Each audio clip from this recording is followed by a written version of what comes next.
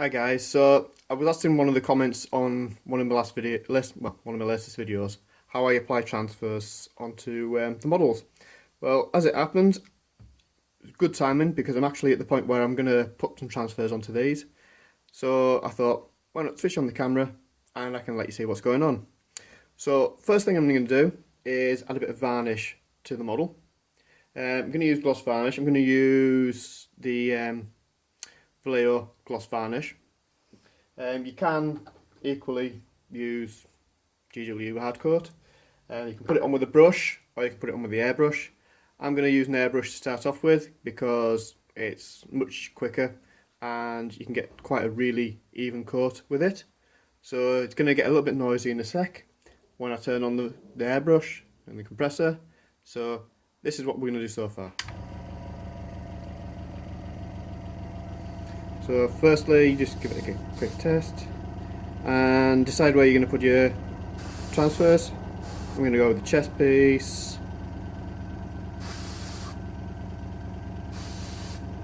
shoulders, and I'll do the knees. And this one, I've got 3 of these to do. So just quickly, as I say, just blast a bit of varnish on them. Best using gloss because it gives a nice smooth area to put the transfers onto. You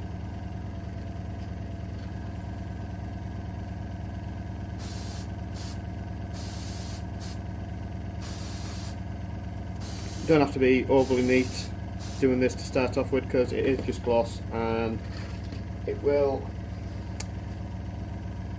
dry quite even, and as I say, it gives a nice smooth surface to put the transfers on for them to adhere to. So I'll be back once that's dry. Right, so the gloss varnish is dry, as you can hopefully see. You have to excuse the banging. Guys next door decided to take tiles off the roof and throwing them into a skip. So as you can see, it's gone glossy now. So first thing is to pick your transfers. So I've got all my transfers ready for each of the dreadnoughts, as you can see. And I've got some of this stuff. This is Microsol. Now this is brilliant for doing transfers. It softens them and makes them adhere to the surface much better. So I would recommend getting some of that. So what I'm going to do is, I can get on my seat, is I've got a bowl with some water in and just pop the transfers in them. 1, 2, 3, and 4. And then I'm going to put a bit of Microsol, hopefully I'm getting this on the camera, over the areas where I'm going to apply the transfers.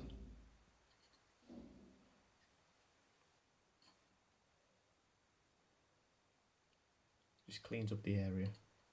And I think we'll go with the leg on this fella. So you just leave the transfers to dry for a bit. A bit of tissue to dry that off. Now, my personal preference when I'm doing these is I don't like to put my fingers into the water because it makes it more difficult to actually get the transfers off. So I use a pair of tweezers to pick them up. Let's just see if that's... So test them just to see them move. So that one's moving. So then I'll get the brush and I will pull the transfer off and pop it into place where I want it to go. It's going to go there, and then just pop a little bit of Microsol over the top and just leave it to dry. Go on to the next one. So we're going to go with the Dreadnought number, which for this guy is number 3. Again, make sure it's loose. Put it off with the brush.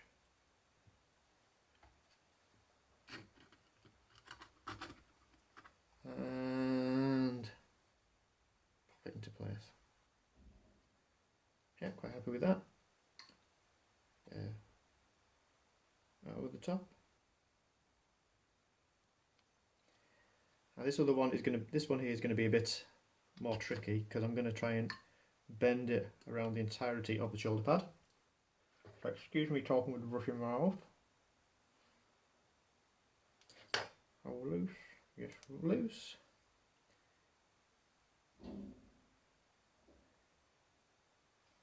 There's a bit of a knack to picking up the transfers like this. I'm going to have this going over the joint, actually bending around. Now, I've got the knife here just because it's easier to grip and get things into place if you need to move things. There we go, that's in place. So I'm going to put a good dab of Microsol over the top. Try not to actually move the transfer when you're using the Microsol like this. I know there's a bit there where it's actually hanging over a space. I'm going to cut that later with a knife. And then the one final transfer, which is going to go on the knee, which is going to be my clan symbol. Again, check it's loose. Yeah. Dry off the brush a little bit. That's what trousers are for. Pull the symbol off and pop it into place.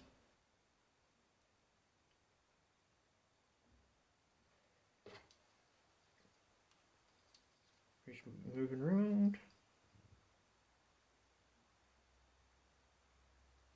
There we go. And a bit of Microsol over the top. Oops. Just did what I said to be careful not to do, and that was move the transfer. A little bit eager there. So there we go. That's it in place. Now I'm just going to leave that to dry. And we'll come back once I've done the rest of them and we can see what that's looking like when it's dry. Okay, thanks for watching. Right guys, so the transfers have had a good couple of hours to rest. I went for a wander around town, did a bit of shopping, and as you can see they're adhered to where they should be, all nice and dry. So next thing I'm going to do is I'm going to trim this one up because it's going over joints. So all I'm going to do is just take a knife and go around the joints, trim some of the bits that you don't really want, just chip them away.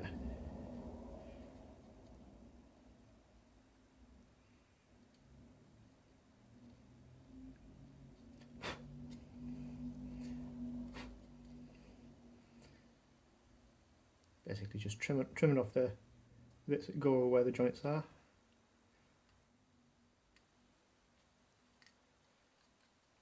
Like so.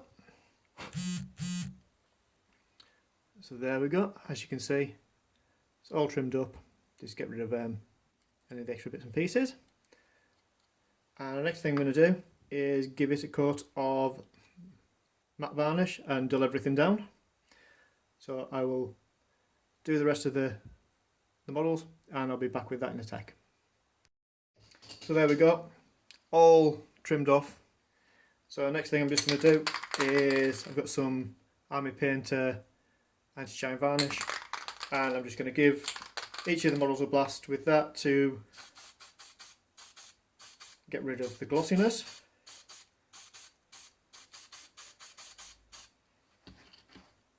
And that should take us back to where we need to be to actually do more painting and weathering on the model.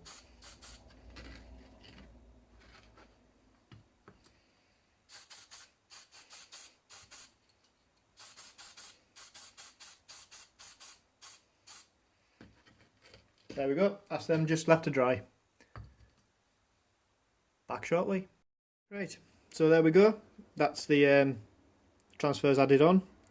They're all matted up now and ready to go and get more weathering and damage put on the top of them. So, hope you found that useful and we shall catch you in a later video. Bye for now.